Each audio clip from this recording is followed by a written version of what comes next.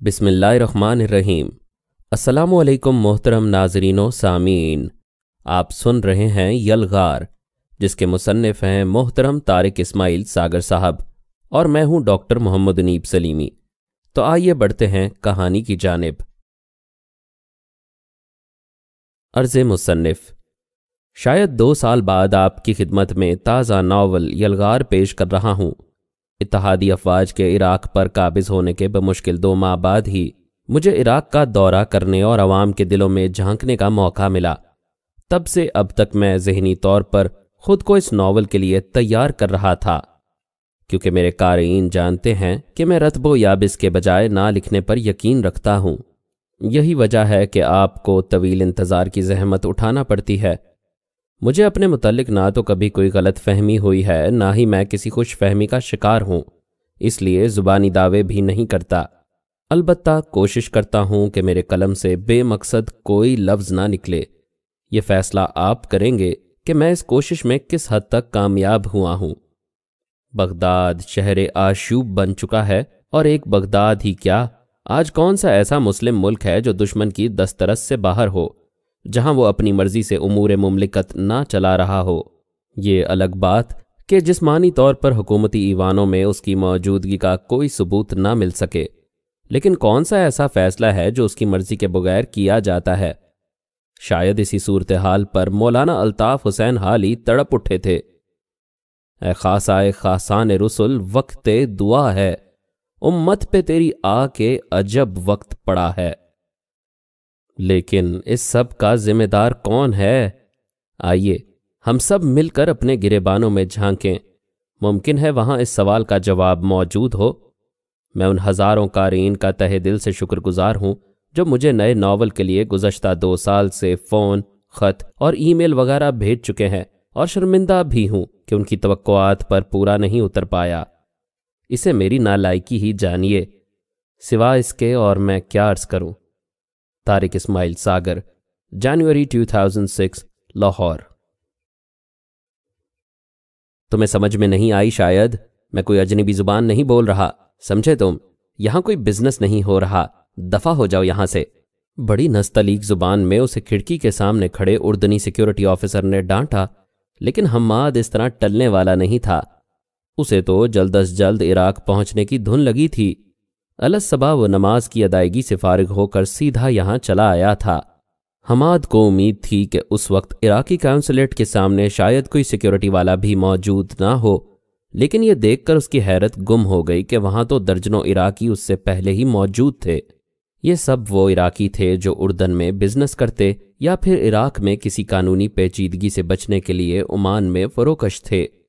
हमाद भी उनमें से एक था। बगदाद के मशहूर और पौश इलाके अल-मंसूर के रिहायशी हमाद के वालिद का ताल्लुक बास पार्टी से था, और बगदाद के मुतमव्विल और मुअज़्ज़ज़ घरानों में उसका शुमार होता था। लेकिन पार्टी की अंदरूनी सियासत ने उसके बाप के नाम पर मुश्तबा की मुहर लगाकर उसके ख़ानदान की ज़िंदगी अजीरन कर दी थी। बगदाद में आला सरकारी ओहदे पर फाइज हमाद के वालिद ने उस रोज़ मामूल के मुताबिक ऑफिस से घर आकर कपड़े तब्दील किए, और अब वो सब लोग दस्तरख्वान पर जमा थे। लेकिन हमाद ने वाज़े तौर पर महसूस कर लिया था कि आज उसके वालिद कुछ ज़्यादा ही परेशान दिखाई दे रहे हैं। ये परेशानी उसकी वालदा और बहन से भी पोशीदा ना रह सकी, और वो भी बददिली से लुक़मे जहर मार करते अबू हमाद को देख रहे थे। खैरियत तो है ना? बिलाखिर हमाद की वालदा ने ज़ब्त का बंधन तोड़ ही दिया। खैर खैर, अल्हम्दुलिल्लाह, कोई बात नहीं। खाना खाओ। तुम लोग मेरी तरफ क्या देख रहे हो? अबू हमाद ने कदरे खफगी से कहा। उनका लहजा परेशानी की चुगली खा रहा था, और बेपनाह ज़ब्त के बावजूद अपने चेहरे पर आए तफक्कुरात से निजात नहीं पा सके थे। तुम कल उर्दन चले जाओ, अचानक उन्होंने हमाद को मुखातिब करते हुए कहा। कल? हमाद ने हैरानगी से अपने वालिद की तरफ देखा। हाँ, कल ही। दरअसल यहाँ मामलात कुछ बिगड़ रहे हैं। कुछ लोग खामखा मुझे परेशान करना चाहते हैं, और मैं नहीं चाहता कि वो तुम्हें भी।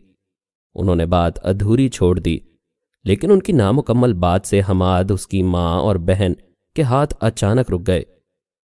ओहो भाई, तुम लोग खाना क्यों नहीं खा रहे? अबू हमाद ने मुस्कुराते हुए कहा, लेकिन उनकी मसनूई मुस्कुराहट किसी से छुप ना सकी। ابو پلیز بتائیے کیا مسئلہ ہے؟ سلمہ نے بے چینی سے پوچھا۔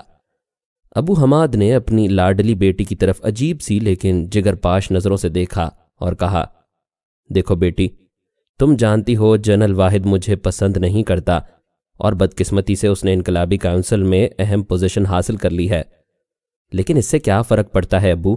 آپ نے پارٹی کے لیے، میرا مطلب ہے یہاں بغداد میں پارٹی کے لیے آپ کی خدمات کون نہیں جانتا؟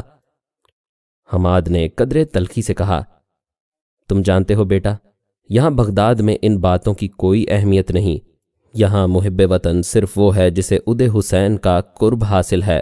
ابو حماد نے طنزیہ مسکراہٹ اچھالی۔ ان لوگوں کو دوست دشمن کی تمیز نہیں رہی۔ افسوس، صد افسوس، حماد کی والدہ نے کہا، اور جہاں اچھے برے کی تمیز نہ رہے وہ سماج تباہ ہو جاتا ہے، وہاں پھر کچھ باقی نہیں رہتا۔ سلمہ نے ایک عربی کہاوت قدرے تبدیلی سے بیان کی، دیکھو بیٹا، میری زندگی کھلی کتاب ہے، سارا بغداد اس بات کو جانتا ہے کہ میں نے اس ملک اور شہر کے لیے کیا کچھ نہیں کیا، لیکن اسے میری کمزوری سمجھو کہ میں نے کبھی عہدے یا قصے حسین کے نزدیکی حلقوں میں گھسنے کی کوشش نہیں کی، بس اپنے کام سے کام رکھا۔ ابو حماد نے سامنے دیوار پر ٹنگی صدام حسین کی بڑی سی پینٹنگ پر نظریں جماتے ہوئے کہا، یہی تو غلطی کی تھی آپ نے، کتنی مرتبہ کہا ہے میں نے آپ سے کہ منافقت ہی سے صحیح ان لوگوں سے ملتے جلتے رہا کریں۔ موصل کے ایک سردار گھرانے کی سلمہ نے، جو بڑے مضبوط اعصاب کی مالک تھی، اپنے خاوند ابو حماد کو ان کی غلطی کا احساس دلایا۔ ٹھیک کہتی ہو تم لیلا، بس مجھ سے ہی ایسا ممکن نہ ہوا۔ ابو حماد نے ٹھنڈی سانس لی۔ ابو، ہمیں کچھ نہیں ہوتا، کمال ہے، سارا بغداد آپ کے ساتھ ہے، پھر یہ جنرل واحد کیا کر لے گا آپ کا؟ حماد نے قدرے غصے سے کہا، چھوڑو اس بات کو۔ اچھا، تم عمان میں ابو صالح کے ہاں چلے جانا، اس کے گھر کا علم ہے نا؟ میں نے آج اسے فون کر دیا تھا، کچھ دنوں کے بعد ہم لوگ بھی وہاں آ جائیں گے۔ ابو حماد نے اپنے بیٹے کو کہا۔ بچوں کی تشویش بڑھنے لگی تھی۔ حماد خاص طور سے خطرے کی بو سونگھ چکا تھا، لیکن آہنی اعصاب رکھنے والی سلمہ مطمئن تھی۔ وہ گزشتہ 25 سال سے اپنے خاوند کی طبیعت سے آشنا تھی۔ اس نے اپنی زندگی میں ایسا ایماندار اور باوقار شخص نہیں دیکھا تھا جو اعلیٰ عہدوں پر فائز ہونے کے باوجود کبھی کسی غلط مسئلے میں نہیں پھنسا تھا، اور نہ ہی اس نے کبھی اپنے عہدے سے کوئی ناجائز فائدہ اٹھایا تھا۔ موصل میں ان کے باغات کی آمدن سے زندگی بڑے ڈھنگ سے چل رہی تھی، اور بغداد میں انہیں تمام شہری سہولیات حاصل تھیں، اس سے زیادہ کہ انہوں نے کبھی خواہش بھی نہیں کی تھی۔ حماد نے حال ہی میں انجینئرنگ کی ڈگری لی تھی، اور اب وہ اعلیٰ تعلیم حاصل کرنے کے لیے جرمنی جانے کی تیاریاں کر رہا تھا، جب اچانک یہ افتاد آن پڑی۔ دسترخوان سمٹ چکا تھا، مؤدب خادمہ نے برتن اٹھانے شروع کر دیے تھے۔ حماد اور سلمہ اپنے اپنے کمرے میں جا چکے تھے، اور دونوں میاں بیوی اب ریسٹ روم میں بیٹھے تھے۔ میں تمہیں اندھیرے میں نہیں رکھنا چاہتا، لیکن تنہائی میسر آتے ہی ابو حماد نے اپنی شریک حیات سے کہنا شروع کیا، آج میری جنرل واحد سے تلخ کلامی ہو گئی تھی، بہت ضبط کیا میں نے، لیکن وہ مسلسل میری بے عزتی کر رہا تھا۔ تم جانتی ہو وہ منتقم مزاج ہے، کینہ پرور ہے، اور اب تو وہ عہدے کا مقرب خاص بھی بن چکا ہے۔ ضرور یہ لوگ آج کل میں میرے خلاف کارروائی کریں گے۔ لیکن جنرل سعد، لیلا نے کچھ کہنا چاہا لیکن ابو حماد نے اس کی بات کاٹ دی۔ جنرل سعد کا اس وقت صرف ایک ہی ایجنڈا ہے لیلا، اپنی نوکری بچانا، جس کے لیے وہ کسی حد تک بھی جا سکتا ہے۔ میں نے اسے بتایا تھا اور اس سے درخواست بھی کی تھی کہ وہ صدر سے میری ملاقات کروائے، میں خود بات کر لوں گا، لیکن اس نے حیرت انگیز طور پر معذرت کر لی۔ ہاں لیلا، معذرت؟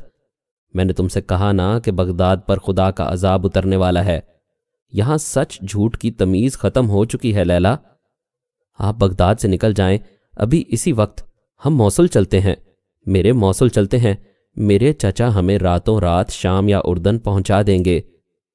سلمہ نے بے قراری سے کہا، نہیں نہیں، میں جنرل واحد کو یہ موقع کبھی نہیں دوں گا کہ وہ میری جگ ہسائی کر سکے۔ میں بے غیرتی کی زندگی پر عزت کی موت کو ترجیح دوں گا، اپنی خاندانی روایات سے بغاوت نہیں کر سکتا میں، اس نے فیصلہ کن لہجے میں کہا۔ سلمہ خاموش ہو گئی۔ وہ جانتی تھی ابو حماد نے اپنی عزت نفس اور غیرت پر کبھی کوئی سودے بازی نہیں کی۔ کیا کر لیں گے؟ جیل بھیج دیں گے مجھے؟ کب تک؟ اب تو دنوں کی بات ہے، کسی وقت بھی امریکن حملہ کر سکتے ہیں، کسی وقت بھی۔ اب وہ زیادہ تاخیر نہیں کریں گے۔ انہوں نے ہوم ورک مکمل کر لیا ہے۔ جانتی ہو تم، ریپبلکن گارڈز کے 2 اہم جنرل CIA سے مل چکے ہیں۔ سارا بغداد یہ بات جانتا ہے، لیکن نہیں جانتا تو صرف صدام حسین۔ خدا جانے کہاں غائب ہو گیا ہے صدر ہمارا۔ ابو حماد نے کف افسوس ملتے ہوئے کہا۔ پردہ پڑ گیا ہے اس کی عقل پر۔ اگر اس نے اپنے مخلص اور وفادار ساتھیوں کا خیال رکھا ہوتا، ان کی باتوں کو اہمیت دی ہوتی، تو یہ دن ہی ہمیں دیکھنے کو نہ ملتا۔ سلمہ نے غصے سے کہا۔ میں تو کہتا ہوں آج رات ہی حماد کو اردن روانہ کر دو، کسی کو کانوں کان اس بات کی خبر نہ ہو۔ چچا جان سے کہنا موصل سے گاڑی بھیج کر سلمہ کو اپنے ہاں بلا لیں، اور ہاں، گھر سے فون نہ کرنا انہیں، ہمارا فون ٹیپ ہو رہا ہے۔ تم جانتی ہو وہ لوگ کیسے ہیں؟ ابو حماد نے اسے ہدایات دیں۔ سلمہ نے اس کی طرف لمحہ بھر کو دیکھا اور پرعزم لہجے میں اس سے مخاطب ہوئی۔ سرتاج، آپ ہمت نہ ہاریے، کوئی بات نہیں، مردوں پر ایسے وقت آیا ہی کرتے ہیں۔ میں اپنی بیٹی کو سنبھال لوں گی۔ ابھی موصل کی ماؤں کی غیرت زندہ ہے، کوئی ہماری طرف میلی آنکھ سے نہیں دیکھ سکتا۔ لیلا کی زندگی کے 25 سالہ ساتھی ابو حماد کو اس کے لہجے کی مضبوطی سے اس بات کا بخوبی اندازہ ہو گیا تھا کہ وہ جو کچھ کہہ رہی ہے اسے کر گزرنے کا حوصلہ رکھتی ہے۔ موصل کے سردار قبیلے کی بیٹی کا عزم ناقابل تسخیر ہے۔ قریبی مسجد سے اذان کی آواز بلند ہوئی تو ابو حماد نماز ادا کرنے کے لیے مسجد کی طرف نکل پڑا۔ حماد نے بھی اس کی تقلید کی، جبکہ ماں بیٹی گھر میں نماز ادا کرنے کی تیاری کرنے لگیں۔ نماز سے فراغت پر سلمہ نے پختہ ارادہ کر لیا تھا کہ وہ آج رات ہی حماد کو اردن روانہ کر دے گی اور الصبح سلمہ کو موصل پہنچا دے گی۔ اس نے اپنی ایک عزیزہ کے گھر سے فون کر کے موصل میں اپنے والد کو صورتحال سے آگاہ کر دیا تھا، اور اب وہ ذہنی طور پر کسی بھی آنے والے طوفان کا مقابلہ کرنے کے لیے تیار ہو چکی تھی۔ المنصور میں ابو حماد کے گھرانے پر وہ رات قیامت ڈھا گئی۔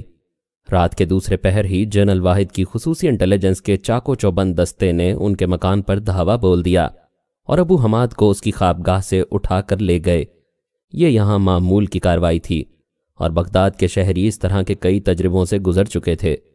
اپنی چھٹی حص کتابیں سلمہ نے اپنے بیٹے اور بیٹی کو آج سر شام ہی ہمسائے میں اپنی قریبی سہیلی کے گھر پہنچا دیا تھا، اور انہیں سختی سے ہدایت کی تھی کہ صورتحال خواہ کیسی ہی کیوں نہ ہو، دونوں اپنے پروگرام کے مطابق الصبح اپنے چچا کے ساتھ موصل کی طرف نکل جائیں گے۔ دونوں کو والدین نے پیار اور دعاؤں کے ساتھ رخصت کیا تھا۔ فجر کی اذان کے ساتھ ہی محمد صالح کی کالے شیشوں والی گاڑی المنصور کے ایک معزز گھرانے کے پورچ میں رکی، اور دونوں بہن بھائی اپنی میزبان آنٹی کی بلائیں اور دعائیں لیتے اپنے چاچا کے ساتھ موصل کی طرف عازم سفر ہوئے۔ دونوں کو رات اپنے گھر پر ٹوٹی قیامت کی سنگن مل گئی تھی، اور دونوں پریشان لیکن حوصلہ مند دکھائی دے رہے تھے۔ ابو صالح کا ڈرائیور جو ان معاملات کا خاصا ماہر تھا، انہیں اڑاتا ہوا سپہر تک موصل میں ان کے محفوظ ٹھکانے پر پہنچا چکا تھا، جہاں کوئی ان کا بال بھی بیکا نہیں کر سکتا تھا۔ پریشان حال بچوں کی حوصلہ مند ماں سلمہ 5ویں دن ان کے پاس پہنچ گئی۔ اس کی زبانی انہیں یہ جان کر تسلی ہو گئی کہ ان کے والد کو ابو غریب جیل بھیج دیا گیا ہے، جس پر انہوں نے خدا کا شکر ادا کیا، کیونکہ جنرل واحد کے انٹیروگیشن سینٹر میں کسی کا پہنچ کر زندہ سلامت نکل آنا معجزہ ہی سمجھا جاتا تھا۔ جو لوگ یہاں سے زندہ واپس آتے تھے، ان میں سے بہت کم خوش قسمت ایسے تھے جن کے وجود مکمل سلامت رہ گئے ہوں۔ 5-7 روز اپنی والدہ کے ساتھ گزارنے کے بعد اسے بادل ناخواستہ اپنی ماں اور بہن سے الگ ہونا پڑا۔ اس کی وجہ احساس عدم تحفظ سے زیادہ اس کے والد کا حکم تھا، جس نے حماد کو فوراً یہاں سے اردن اپنے ایک دوست کے پاس پہنچانے کی ہدایت کی تھی۔ ابو صالح اسے لے کر اردن کی طرف عازم سفر تھا۔ اردن اور عراق کے سرحدی علاقوں خصوصاً بغداد سے اردن کی طرف جانے والی موٹر وے کے اطراف پر انٹیلیجنس ایجنسیوں کا جال پھیلا ہوا تھا، اور اس بات کا خطرہ بہرحال موجود تھا کہ کسی بھی پوسٹ پر ان کی چیکنگ کے دوران کہیں حماد کو گرفتار ہی نہ کر لیا جائے۔ ابو صالح اپنے قبیلے کا مانا ہوا شاہ سوار اور اس علاقے میں بڑا اثر و رسوخ کا مالک تھا۔ اس نے اپنے بھتیجے کے لیے کوئی خطرہ مول لینا مناسب نہ جانا، اور اسے راتوں رات بغداد کے مضافات کے ذریعے سفر کرتے ہوئے ایک سرحدی علاقے میں پہنچا دیا، جہاں سے اگلے روز اردن کی سرحد پر موجود ابو صالح کے خصوصی ساتھی اسے سرحد عبور کروا کر اردن لے گئے۔ تیسرے روز شام ڈھلے وہ اپنے باپ کے بچپن کے دوست ابو سعد کے ہاں پہنچ چکا تھا، جو بڑی بے چینی سے اس کا منتظر تھا۔ اسی رات موصل میں حماد کی والدہ تک حماد کے بخیر و عافیت اردن پہنچ جانے کی اطلاع پہنچ چکی تھی۔ عراق اور اردن کے شہریوں کے لیے ایک دوسرے کے ملک میں داخل ہونے کا کوئی ویزا نہیں ہوتا، صرف اپنی نیشنلٹی کا ثبوت یعنی پاسپورٹ دکھا کر وہ دخول کی مہر لگا کر ایک دوسرے کے ملک میں قانونی حیثیت سے قیام کر سکتے ہیں۔ یہ قیام مہینوں اور سالوں پر بھی محیط ہوتا ہے، جس کے لیے اردن کے امیگریشن قانون میں اپنے عرب بھائیوں کے لیے بہت سی آسانیاں رکھی گئی ہیں، جن سے فائدہ اٹھا کر عراق کے کئی بزنس مین عمان میں کاروبار کرتے ہیں، جبکہ ان کی رہائش عراق ہی میں ہوتی ہے۔ اردن وہ پہلی مرتبہ نہیں آیا تھا، والدین کے ساتھ اس کا آنا جانا لگا ہی رہتا تھا، لیکن اس مرتبہ اس کی آمد قریباً 3 سال بعد ہوئی تھی۔ دراصل انجینئرنگ کی تعلیم نے اسے مہلت ہی نہ دی کہ اردن جانے کے لیے وقت نکال سکے۔ ابو سعد سے اس کا کوئی خون کا رشتہ تو نہیں تھا، لیکن زندگی میں پہلی مرتبہ اسے اس بات کا احساس ہوا تھا کہ بعض رشتے خون کے رشتوں سے زیادہ مضبوط ہوتے ہیں۔ اگر ایسا نہ ہوتا تو اب تک وہ بھی اپنے باپ کے ساتھ کہیں جیلوں یا تفتیشی مراکز میں دھکے کھا رہا ہوتا۔ حکومت کے قریبی لوگوں سے خاندانی تعلقات اور بغداد کی اعلیٰ سوسائٹی میں اٹھنے بیٹھنے کی وجہ سے اسے اس بات کا شدت سے احساس تھا کہ عراقی حکومت کے بعض عاقبت نااندیش جنرل اور صدام حسین کے قریبی ساتھی محض شیخی بگاڑنے کے چکر میں عراق کا بیڑا غرق کرنے پر تلے ہیں۔ یہ لوگ خامخواہ ان باتوں کے دعوے کرتے رہے تھے جن کا عراق سے دور دور تک کوئی تعلق نہیں تھا۔ اسے عراق پر سپر اتحادی حملہ اچھی طرح یاد تھا۔ ان دنوں وہ 5ویں جماعت میں پڑھتا تھا اور اس کے والد بغداد میں باز پارٹی کے چوٹی کے رہنماؤں میں شمار ہوتے تھے۔ شام کو جب وہ ٹیوشن سے واپس گھر لوٹتا تو گھر پر پارٹی کے بڑے بڑے لیڈروں کا اجتماع ہوتا تھا۔ صبح سے رات تک ان کے گھر قہوے کا دور چلتا۔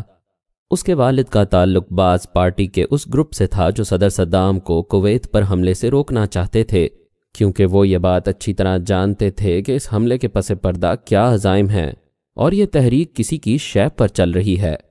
جنرل واحد ان دنوں اس کے والد کے قریبی ساتھیوں میں شمار ہوتا تھا۔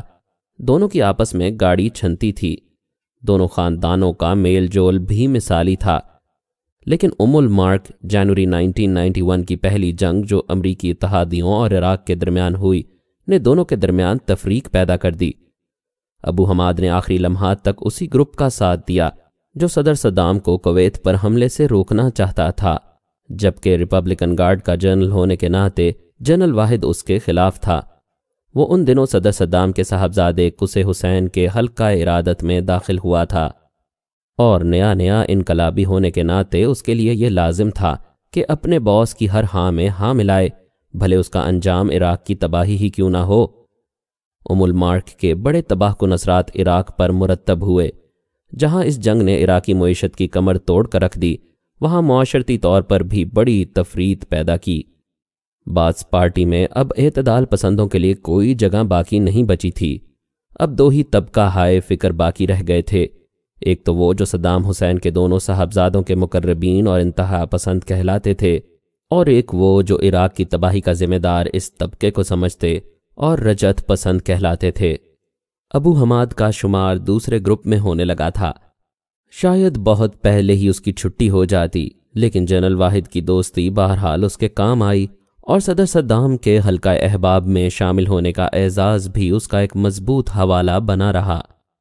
حماد کے گھر اکثر اس کے والد کے دوستوں کا اجتماع ہوتا، جہاں حکومتی اقدامات پر کھل کر تنقید کی جاتی۔ آہستہ آہستہ اس کا شعور جوان ہونے لگا تھا۔ اسے اس بات کا احساس تھا کہ ان لوگوں میں یقیناً قصے حسین اور ادے حسین کی ذاتی انٹیلیجنس کے لوگ بھی شامل ہوتے ہوں گے، جو اپنے نمبر بنانے کے لیے اس کے والد کے خلاف بڑھ چڑھ کر رپورٹس دیتے ہوں گے۔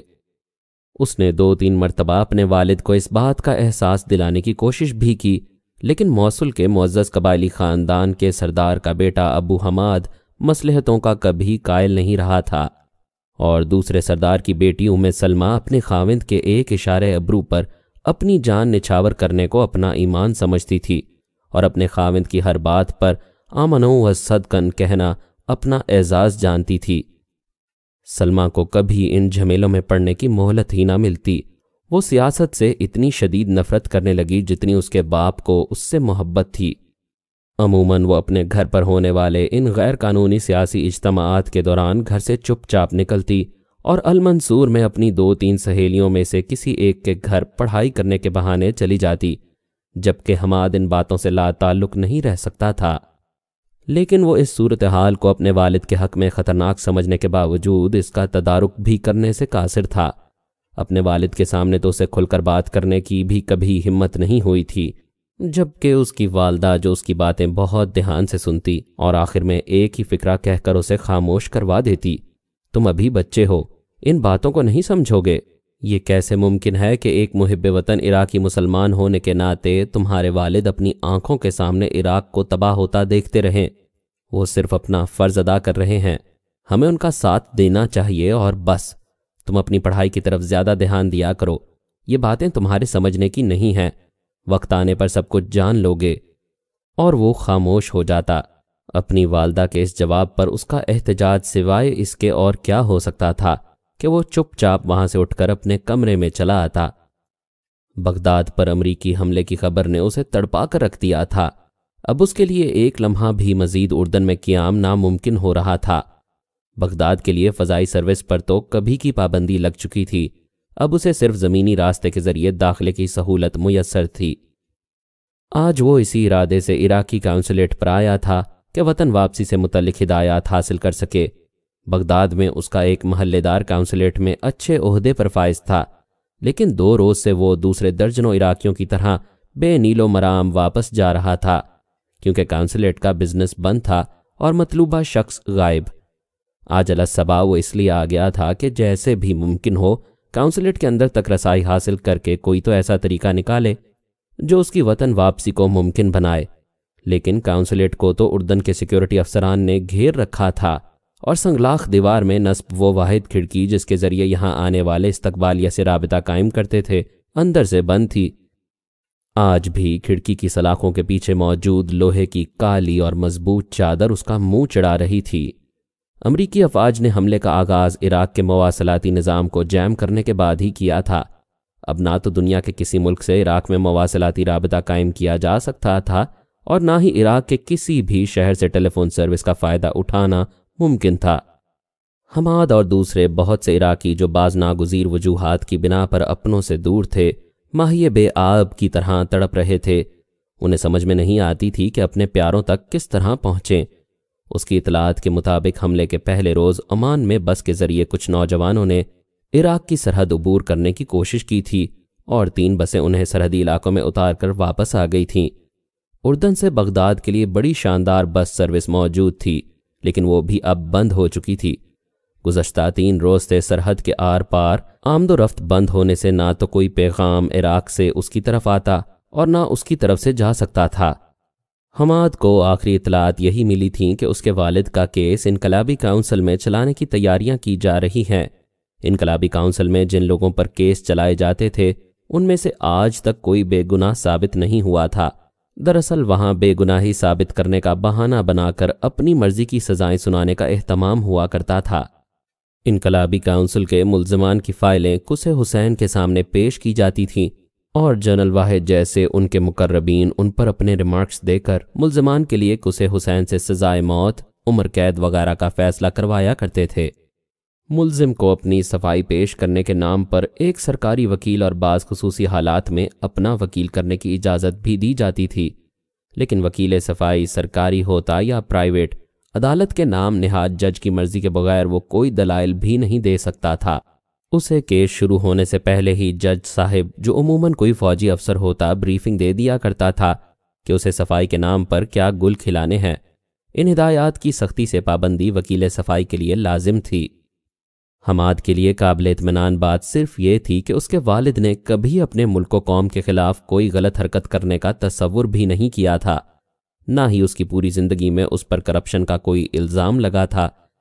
اپنے خیالات میں گم سیکیورٹی افسر سے قریباً ڈانٹ کھانے کے بعد وہ سامنے بند کھڑکی پر نظریں جمائے کھڑا تھا، جب اچانک اس کی آنکھوں میں چمک پیدا ہوئی اور کھڑکی کے پیچھے موجود آہنی پردہ سرکا اور سامنے ابو محمد کا چہرہ دکھائی دیا۔ جس کے عقب میں 2 خواتین اور 3-4 مرد بھی کھڑے تھے۔ کھڑکی کھلتے ہی باہر موجود عراقیوں نے اس پر یلغار کر دی۔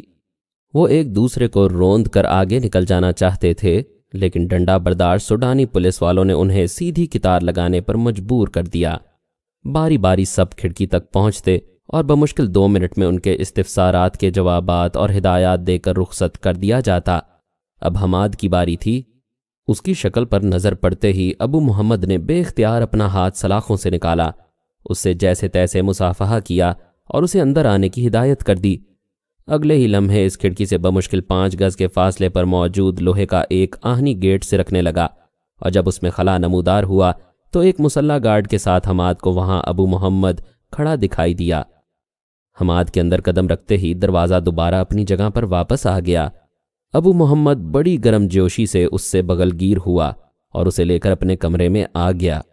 حماد کے انکار کرنے کے باوجود اس نے کافی تیار کی اور اسے ایک مگ تھما دیا۔ مجھے علم ہے تمہارے سوالات کیا ہو سکتے ہیں، لیکن میں تمہیں شروع ہی میں بتا دوں کہ یہ تمام سوالات ہم سب کے ذہنوں میں بھی موجود ہیں۔ گزشتہ 6 روز سے ہمارا اپنی حکومت اور ملک سے رابطہ منقطع ہو چکا ہے۔ وائرلیس سسٹم کے ذریعے ہم نے جو پیغامات بھیجے ان کے جواب میں ہمیں صرف ایک ٹائپ شدہ فیکس موصول ہوتی ہے، جس پر لکھا ہوتا ہے ابھی انتظار کرو، صورتحال واضح ہوتے ہی نئے احکامات جاری کر دیے جائیں گے۔ اس نے حماد کی آنکھوں میں موجود تشویش اور فکرمندی پڑھ لی تھی۔ لیکن انکل، یہ صورتحال آخر کب تک رہے گی؟ میں بغداد جانا چاہتا ہوں۔ حماد نے بے چینی سے پہلو بدلتے ہوئے کہا۔ برخوردار، بغداد جانے سے تمہیں کوئی نہیں روک رہا۔ ہماری اطلاعات کے مطابق جو مجھے کل ہی ایک مغربی سفارت خانے میں موجود دوست کے ذریعے ملی ہیں، امریکن فوج نے سرحدی علاقوں کا کنٹرول سنبھال لیا ہے اور شاید پرسوں تک وہ سویلین کو سرحد کے آر پار آنے جانے کی اجازت دے دیں گے۔ تم جانتے ہو دونوں ممالک کے درمیان جو معاملات چل رہے ہیں اس میں اردن حکومت کی طرف سے عراقیوں کے لیے کسی بھی قسم کی رکاوٹ کا تصور بھی نہیں کیا جا سکتا۔ اس نے حماد کو تسلی دی۔ یہ سب کیسے ہو گیا انکل؟ کیا ہو گیا؟ میرا مطلب ہے ہماری ریپبلکن گارڈ۔ بس میرے بچے، ابو محمد نے اس کی بات کاٹتے ہوئے اپنا دایاں ہاتھ کھڑا کرتے ہوئے کہا۔ ایسے درجنوں سوالات ہم سب کے دل و دماغ میں گونج پیدا کر رہے ہیں۔ صحیح صورتحال کا علم تو تمہیں بغداد جانے کے بعد ہی ہوگا، لیکن ہماری اطلاعات کے مطابق جنرل واحد اور اس کے 15-20 ساتھی کافی عرصے سے CIA کے لیے کام کر رہے تھے۔ ان لوگوں نے لڑائی کے آغاز کے ساتھ ہی سرنڈر کرنے کے احکامات جاری کر دیے تھے۔ کوئی غدار اپنے ٹھکانے پر موجود نہیں تھا بیٹے، ابو محمد نے تڑپ کر کہا۔ جنرل واحد بھی؟ وہ تو قصے حسین؟ حیرت اور غصے کے ملے جلے جذبات سے حماد نے نامکمل سوال کیا۔ کاش صدر صدام اور اس کے بیٹوں نے تمہارے والد جیسے جانثاروں کی باتوں اور مشوروں پر دھیان دیا ہوتا۔ حماد بیٹا، عراقی جرنیلوں نے عراق پر بمباری کے بمشکل 4 گھنٹے بعد ہی بغداد میں CIA کے ایجنٹوں سے خفیہ ملاقات کی ہے۔ CIA کے ان ایجنٹوں کو امریکیوں نے حملے کا آغاز کرنے سے 10-15 روز پہلے ہی بغداد میں داخل کر دیا تھا، اور جانتے ہو انہیں خفیہ طور پر وہاں لانے اور آخر تک محفوظ ٹھکانوں پر چھپائے رکھنے والوں میں سر فہرست اسی جنرل واحد کا نام شامل ہے۔ ابو محمد نے جس انداز سے یہ بات کی تھی اس کا لہجہ اس کے دلی جذبات کی چغلی کھا رہا تھا، اور حماد اندازہ کر سکتا تھا کہ جس اندرونی کرب سے ابو محمد گزر رہا ہے وہ اس اکیلے کا نہیں، سارے عراق کا المیہ ہے۔ ابو محمد کی زبانی اسے علم ہوا کہ امریکی فوجیوں کے عراق میں داخل ہونے کے بعد جو نام نہاد سی مزاحمت شروع ہوئی تھی وہ بھی عملاً دم توڑ چکی ہے۔ صرف شمالی عراق میں تکریت، موصل اور کرکک کے علاقوں میں مزاحمت ہو رہی ہے، لیکن اس کی نوعیت بھی گوریلا جنگ جیسی ہے۔ باقاعدہ فوج یہاں بھی موجود نہیں ہے اور نہ ہی سینٹرل کمانڈ کی کوئی خبر ہے۔ حماد کے لیے یہ اطلاع بڑی ہی تکلیف دہ تھی کہ جنگ کے آغاز پر ہی عراق کی سینٹرل کمانڈ غائب ہو گئی، یا پھر ان کا مواصلاتی رابطہ اپنے ٹروپ سے کاٹ دیا گیا، جس کے بعد مقامی کمانڈروں نے اپنی سطح پر فیصلے کیے جو خاطر خواہ نتائج پیدا کرنے کے بجائے نقصان دہ ثابت ہوئے۔ ابو محمد نے اسے عمان میں اپنی رہائش گاہ سے آگاہ کرتے ہوئے اپنا خصوصی فون نمبر دے کر کہا تھا کہ وہ اس سے رابطہ رکھے اور کوئی خطرہ مول نہ لے۔ حماد کے لیے ابو محمد کی طرف سے ملنے والی اطلاعات اتنی پریشان کن تھیں کہ وہ چکرا کر رہ گیا۔